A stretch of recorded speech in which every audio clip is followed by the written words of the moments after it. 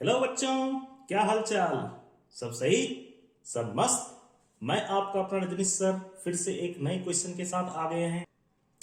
देखते हैं क्वेश्चन ने क्या दिया हुआ है और क्या पूछने की कोशिश कर रहा है। तो देखो, a parallel plate capacitor of capacitance 40 microfarad is connected to a 100 volt power supply. Now the intermediate space between the plates is filled with a dielectric of dielectric constant 2. Due to the introduction of this dielectric material, the extra charge and change in electrostatic potential energy in the capacitor respectively are. So options are given. We have to choose the correct one. अच्छा, इस question के solution को discuss करने से पहले थोड़ा बहुत हम लोग कुछ इंपॉर्टेंट कॉन्सेप्ट जो इससे रिलेटेड हैं उसको डिस्कस कर लेते हैं।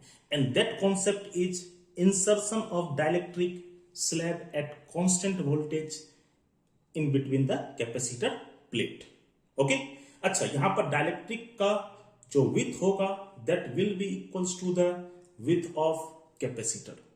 We have two diagram. One diagram is related to before insertion of dielectric, मतलब अभी यहां पर कोई भी डाइलेक्ट्रिक मटेरियल नहीं है, बट सेकेंड डायग्राम में डाइलेक्ट्रिक मटेरियल हमने क्या कर दिया, इंसर्ट कर दिया। तो अब समझो बात को, अब समझते हैं थोड़ी सी बात को कि ये डायग्राम किससे रिलेटेड हो गया सर, बिफोर इंसर्शन, और ये डायग्राम क्या हो गया, after insertion.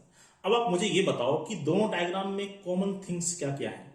Sir first thing, दोनों केसेस में sir area of the plate is not changing, okay, and separation between the plate is also not changing. Apart from that, potential difference of the battery is also remains क्या, constant. और अगर potential difference battery का constant है तो we can say that कि capacitor plate के cross भी potential difference क्या होगा सर, कांस्टेंट होगा।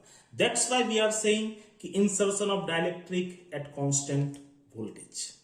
अब देखते हैं different parameters like charge, voltage, capacitance, electric field, electrostatic potential energy stored by the capacitor, इन सब पर क्या इफेक्ट पड़ता है before insertion of dielectric and after insertion of dielectric. Increase क्या होते हैं, क्या डिक्रीज होते हैं, इन चीजों को समझने की कोशिश करते हैं। तो मैं यहां पर एक टेबल बनाऊंगा जिसमें कि फर्स्ट थिंग होगा पैरामीटर्स। ओके सर, नेक्स्ट होगा हमें पैरामीटर्स डिस्कस करना है किसके लिए sir, before insertion of dielectric, before insertion. And next जो हमें डिस्कस करना है सर, पैरामीटर्स क्या होगा after insertion of dielectric.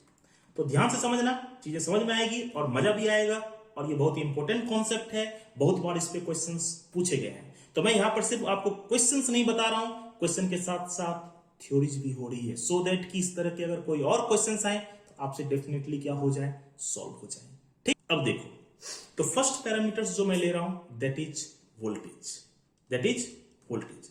Sir आपने अभी बोला कि बैटरी चेंज नहीं हो रहा है before insertion and after insertion, it means voltage तो क्या होगा दोनों केस में सर, वी ही होगा, मतलब वोल्टेज पे कोई चेंजेस नहीं है। नेक्स्ट पैरामीटर्स लेते हैं दैट इज कैपेसिटेंस। बताइए कैपेसिटेंस के साथ क्या होगा, what is the capacitance of the capacitor before insertion of dielectric. Sir you can say that epsilon naught A upon D, where A is the area of the plate and D is the separation between the plate, and that is we will represent it with C naught, epsilon naught A upon D। अब आप मुझे ये बताओ कि जब हमने dielectric को insert कर दिया then what will be the capacitance. Sir उसके बाद जो कैपेसिटेंस होगा ना दैट इज K टाइम्स हो जाएगा क्या, before insertion of dielectric, that is C naught। So sir now capacitance becomes K times C naught। Okay sir, capacitance का idea लग गया, वोल्टेज का आइडिया लग गया। सर वोल्टेज चेंज नहीं हो रहे हैं बट कैपेसिटेंस क्या हो रहा है सर, कैपेसिटेंस के टाइम से क्या हो गया, इंक्रीज हो गया। अब चलते हैं किसके ऊपर सर, अब चलते हैं चार्ज के ऊपर। बताइए चार्ज के साथ क्या होगा सर, चार्ज, सर पहले चार्ज कितना था sir, if we assume before insertion the charge is Q nought, we can say that that is nothing but C nought into V। Q equals to क्या होता है, C इंटू V। अच्छा, after insertion क्या हो जाएगा sir, after insertion sir C nought becomes K times C nought and v remains constant, so you can say that k c nought into v। तो यहां से आप ये भी देख पा रहे हैं कि चार्ज भी क्या हुआ, c नॉट के टाइम्स से क्या हो गया, इंक्रीज हो गया। Next parameter is, I think यहां तक क्लियर होगा सबको। नेक्स्ट पैरामीटर की तरफ चलते हैं। Next parameter is electric field. अच्छा, मुझे आप ये बताओ कि what is the formula of electric field in terms of potential and separation between the plate. Sir, we can write down electric field as V upon D. क्या V change हो रहा है? सर V चेंज नहीं हो रहा है। क्या separation between the plate that is D change हो रहा है क्या? सर वो भी चेंज नहीं हो रहा है। So we can say that electric field will not change, charge will change, right? Capacitance will change, but electric field will not be changed. So you can say that electric field will be equals to still remains constant and that is equals to कितना, V upon D। तो क्या क्या constant रह गए sir, potential difference constant रह गया and next electric field क्या रह गया सर, कांस्टेंट रह गया। So next parameter is potential energy stored inside the capacitor, definitely it is represented by capital U। अच्छा, what is the potential energy before insertion? Sir, before insertion potential energy is U naught, that is half C naught V square। अच्छा, what will be the potential energy after insertion? Sir, after insertion potential energy will be becomes half of K C naught into V square। Okay, तो बताइए potential energy पे क्या impact पड़ा sir, potential energy becomes K times of potential energy before insertion of dielectric. मतलब ये भी क्या हो गया सर, ये भी इंक्रीज हो जाता है। Similarly the other parameters is force between the plates of the capacitor. So force पे क्या इंपैक्ट पड़ेगा? अच्छा, फोर्स का फॉर्मूला क्या होता है सर, फोर्स का फॉर्मूला होता है sir Q square by twice A epsilon not. After insertion force कितना हो जाएगा sir, after insertion force becomes K square F not हो जाता है। ये आपको याद रखना है, छोटा सा प्रूफ है बट मैं आपको यहां पर नहीं बता रहा हूं, ठीक, अदरवाइज ज्यादा टाइम लग जाएगा, ठीक। सो फोर्स विल ऑल्सो क्या, इंक्रीज। तो फोर्स भी इंक्रीज हुआ, पोटेंशियल एनर्जी भी इंक्रीज हुआ, इलेक्ट्रिक फील्ड कांस्टेंट रहा, चार्ज इंक्रीज हो गया, कैपेसिटेंस इंक्रीज हो गया एंड पोटेंशियल क्या रह गया, कांस्टेंट रह गया। अब चलते हैं क्वेश्चन की तरफ। तो देखो क्वेश्चन ने क्या पूछा हुआ था। अकॉर्डिंग टू क्वेश्चन हमें कैपेसिटेंस कितना है सर, कैपेसिटेंस है 40 microfarad, okay, and what is the potential difference between the battery, that is 100 volt. और क्वेश्चन ने डाइलेक्ट्रिक कांस्टेंट कितना दिया हुआ है सर, 2 दिया हुआ है। Apart from that what is asked in the question, extra charge कितना फ्लो हुआ and change in electrostatic potential energy और इलेक्ट्रोस्टैटिक एनर्जी क्या होगा। तो हमें निकालना है कि कितना चार्ज एक्स्ट्रा फ्लो हुआ। So can we say that extra charge flown will be equals to charge after insertion minus charge before insertion, sir कह सकते हैं, ओके।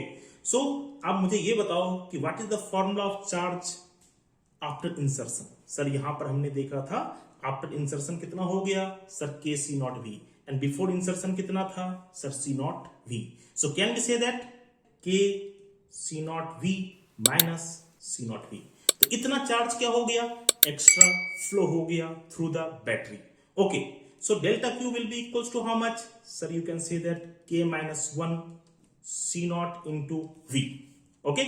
मैं ये डायरेक्ट फॉर्मूला आपको बता सकता था बट मेरा ऑब्जेक्टिव यहाँ पे है फॉर्मूला के साथ साथ कॉन्सेप्ट भी क्या हो जाए, क्लियर हो जाए। तो देखते हैं, देखो। So can we say that delta Q will be equals to what is K? Sir, K is 2. So 2 minus 1. What is C naught? Sir, C naught is 40 microfarad. So 40 into 10 to the power minus 6 into V is how much? Sir, 100. Okay. So can we get delta Q? अच्छा, delta Q यहाँ पर मिली coulomb में है। सारा options किस में है, मिली coulomb में है। तो हमें मिली कूलम में क्या करना पड़ेगा, कन्वर्ट करना होगा। तो देखो, can be say that 4 into 2 minus 1 is 1. So 4 into 10 to the power minus 6 into 10 to the power 3. हाँ सर, कर सकते हैं। Okay. Now what will becomes 10 to the power minus 6 into 10 to the power minus 3? Sir, 10 to the power minus 3. So 4 into 10 to the power minus 3, that is in coulomb. अगर मिली coulomb में change करना है तो 10 to the power 3 से क्या कर देंगे, multiply कर देंगे, and then we will get कितना sir 4 milli coulomb. Sir 4 milli coulomb आ गया, किस ऑप्शन में है सर, ऑप्शन सी में है. तो यहां से भी आप ऑप्शन सी को टिक कर सकते हैं, बट कभी बाय चांस सिर्फ एनर्जी चेंज पूछ लेता तो फिर कैसे निकालते, what is the change in electrostatic energy, तो फिर कैसे निकालते हैं sir, change in energy stored, change in energy stored by the capacitor will be equals to sir final energy कितना हो गया सर, फाइनल एनर्जी हो गया sir half C naught V square, and initial energy कितना था sir, half C naught V square. So can we say that change in energy is nothing but half k into c naught v square, that is the final energy inside the capacitor, and half of c naught v square. हाँ sir बोल सकते हैं. Okay, so delta u becomes how much sir, half of k minus 1 okay c naught into v square. हाँ sir ये सही है. अब देखिए k minus 1 कितना हो गया sir, 2 minus 1 is 1, so half of 1 into c naught. C naught is how much sir, 40 into 10 to the power minus 6, and what is v sir, v is 100 volt, so 100 का square is 10 to the power 4. So from here you will get how much sir, ये 20 हो जाएगा, and 20 into 10 to the power minus 6 into 10 to the power 4 is nothing but 10 to the power minus 2. So यहां से कितना आ गया sir, यहां से आ जाएगा 20 by 100, and that is 0.2 joule. Okay, तो इस तरह से हमने एक्स्ट्रा चार्ज कितना फ्लो हुआ वो भी कैलकुलेट कर लिया, और कितना एक्स्ट्रा एनर्जी स्टोर्ड हुआ कैपेसिटर के अंदर वो भी फाइंड आउट कर लिया. तो देखते हैं किस ऑप्शन में ये है सर, आप सी ऑप्शन में देख सकते हैं 4 milli coulomb and 0.2 joule. So we can say that option C is our correct answer. So I hope आपको क्वेश्चन के साथ साथ कॉन्सेप्ट भी क्लियर हुआ होगा. अगर आपको ये सॉल्यूशन क्लियर है तो वीडियो को लाइक करें, चैनल को सब्सक्राइब कर लें, एंड अपने दोस्तों के साथ शेयर करना मत भूलें. Thank you.